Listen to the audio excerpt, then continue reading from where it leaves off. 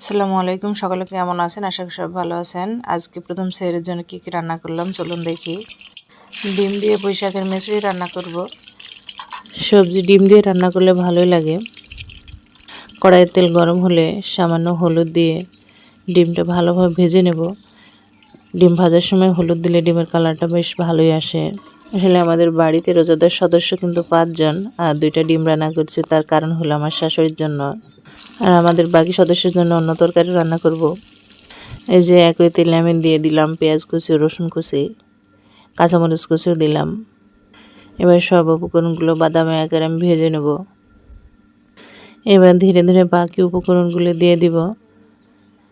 জিরা বাটা দিলাম, সামান্য হলুদ গুঁড়ো, লবণ ও ধনিয়া গুঁড়ো দিয়ে দিলাম। এবার সামান্য পানি দিয়ে মশলাটা ভালোভাবে কষিয়ে নিলাম। মিচড়ি দেওয়ার পরেও কিছুক্ষণ নাড়াচাড়া করতে হবে। এবার ডিম দুটো দিয়ে সামান্য পানি দিয়ে দেব। পুঁই শাকের মিচড়ির সাথে কলাইয়ের ডাল দিলে বেশি ভালো লাগে, তবে বাসায় ডাল না থাকাতেই আমি বেগুন দিয়ে দিলাম একটা। বেগুন দেওয়ার ফলে তরকারিটা আরও স্বাদের হবে। আমি ঢেকে দিয়ে রান্না করব কিছুক্ষণ।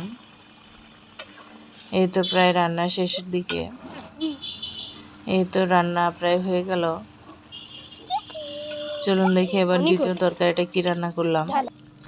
কড়াইয়ে প্রথমে রসুন কুচি ও পেঁয়াজ কুচি দিয়ে দিলাম, সাথে সামান্য লবণ ও তেজপাতা দিয়ে দিলাম। লবণটা প্রথমে দিলে পেঁয়াজ ও রসুন দ্রুত সিদ্ধ হয়। এবার দিয়ে দিলাম আদা বাটা, জিরা বাটা, গরম মশলা বাটা,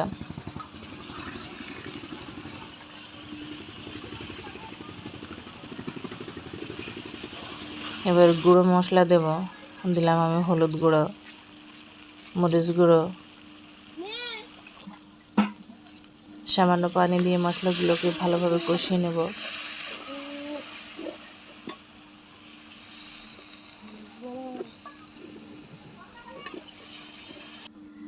এই পর্যায়ে আমি দিয়ে দেব ধনিয়া গুঁড়া, সাথে জিরাও আছে।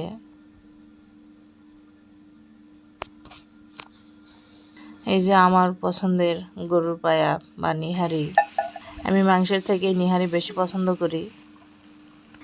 কড়াইয়ে ভালোভাবে কষিয়ে নেব, আর সময় স্বল্পতার কারণে প্রেসার কুকারে রান্না করতে হবে। আমি প্রেসার কুকারে রান্না বেশি একটা পছন্দ করি না, এই কড়াইয়ে বা পাতিলে রান্না করলে বেশি মজা হয় খড়ির চুলাতেই।